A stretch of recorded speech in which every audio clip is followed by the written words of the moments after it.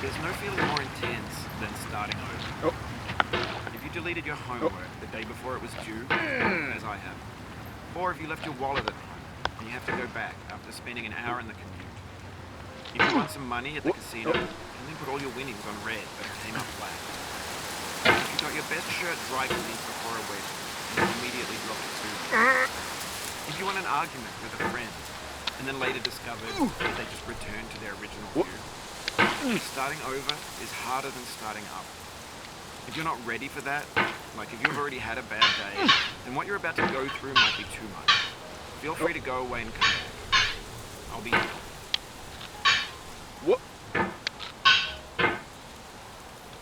Alright, thanks for coming with me on this trip. I'll understand if you have to take a break at any point. Just find a safe place to stop and quit the game. Don't worry, I'll save your progress, always. Even your mistakes. This game is a homage to a free game that came out in 2002, titled Sexy Hiking. The author of that game was Jazzuo, a mysterious Czech designer who was known at the time as the father of B games. And B games are rough assemblages of found objects. Designers slap them together very quickly and freely, and they're often too rough and unfriendly to gain much of a following. They're built more for the joy of building them than as polished products. In a certain way, Sexy Hiking is the perfect embodiment of a big game. It's built almost entirely out of found and recycled parts, and it's one of the most unusual and unfriendly games of its time. In it, your task is simply to drag yourself up a mountain with a hammer. And that act of climbing, in the digital world or in real life, has certain essential properties that give the game its flavor. No amount of forward progress is guaranteed. Some cliffs are too sheer or too slippery, and the player is constantly, unremittingly in danger of falling and losing everything. Anyway, when you start Sexy Hiking, you're standing next to this dead tree that blocks the way to the entire rest of the game. It might take you an hour to get over that tree, and a lot of people never go past it. You prod and you poke at it, exploring the limits of your reach and your strength, trying to find a way up and over. And there's a sense of truth in that lack of compromise. Most obstacles in video game worlds are fake. You can be completely confident in your ability to get through them once you have the correct method or the correct equipment or just by spending enough time. In that sense, every pixelated obstacle in Sexy Hiking is real. The obstacles in Sexy Hiking are unyielding, and that makes the game uniquely frustrating. But I'm not sure Jazzuo intended to make a frustrating game. The frustration is just essential to the act of climbing, and it's authentic to the process of building a game about climbing. A funny thing happened to me as I was building this mountain. I'd have an idea for a new obstacle, and I'd build it, test it, and it would usually turn out to be unreasonably hard. But I couldn't bring myself to make it easier. It already felt like my inability to get past the new obstacle was my fault, as a player rather than as a builder. Imaginary mountains build themselves from our efforts to climb them, and it's our repeated attempts to reach the summit that turns those mountains into something real. When you're building a video game world, you're building with ideas, and that can be like working with quickset cement. You mold your ideas into a certain shape that can be played with, and in the process of playing with them, they begin to harden and set until they're immutable, like rock. And at that point, you can't change the world. Not without breaking it into pieces and starting fresh with new ideas. For years now, people have been predicting that games would soon be made out of prefabricated objects, bought in a store and assembled into a world. And for the most part, that hasn't happened, because the objects in the stores are trash. I don't mean they look bad or that they're badly made, although a lot of them are. I mean they're trash in the way that food becomes trash as soon as you put it in the sink. Things are made to be consumed and used in a certain context, and once the moment is gone, they transform into garbage. In the context of technology, those moments pass by in seconds. Over time, we've poured more and more refuse into this vast digital landfill that we call the internet.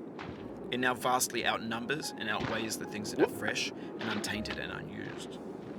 When everything around us is cultural trash, trash becomes the new medium, the lingua franca of the digital age. You can build culture out of trash, but only trash culture. Be games, be movies, be music, be philosophy. Maybe this is what digital culture is. A monstrous mountain of trash, the ash heap of creativity's fountain.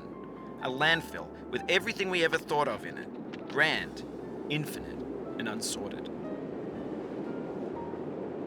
There's 3D models of breakfast, Gen X's fanfic novels, Scan magazines, green screen Shia LaBeouf, banned snuff scenes on LiveLeak. Facebook's got lifelike bots with unbranded adverts and candid shots of Kanye and Taylor Swift mashups, car crash epic failed GIFs, Russian dashcam vids, discussions of McRibs, discarded, forgotten, unrecycled, muddled, rotten, untitled. Everything's fresh for about 6 seconds, until some newer thing beckons, and we hit refresh. And there's years of persevering, disappearing into the pile, out of style, out of sight. In this context, it's tempting to make friendly content that's gentle, that lets you churn through it but not earn it.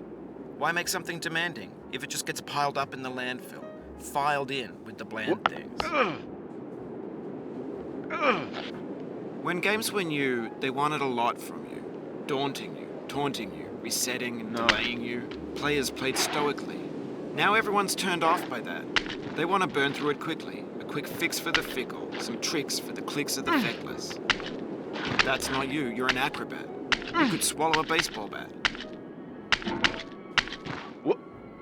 Now I know, most likely you're watching this on YouTube or Twitch, while some dude with 10 million views does it for you.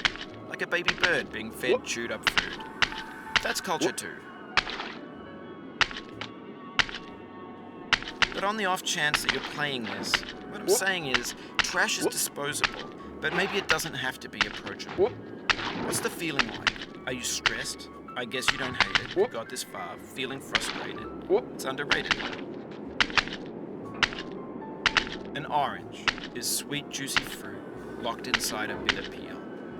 That's not how I feel about a challenge. I only want the bitterness. It's coffee. It's grapefruit. It's licorice. It feels like we're closer now. Composer and climber, designer and user. You could have refused, but you didn't. There was something in you that was hidden, that chose to continue.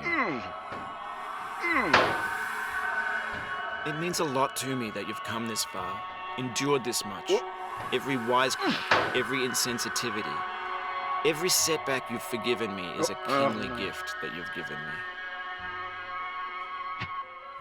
We have the same taste, you and I. It's not ambition, it's ambition's opposite. An obdurate mission to taste defeat. You'll feel bad if you win, so I put this snake in for you. Have you thought about who you are in this? Are you the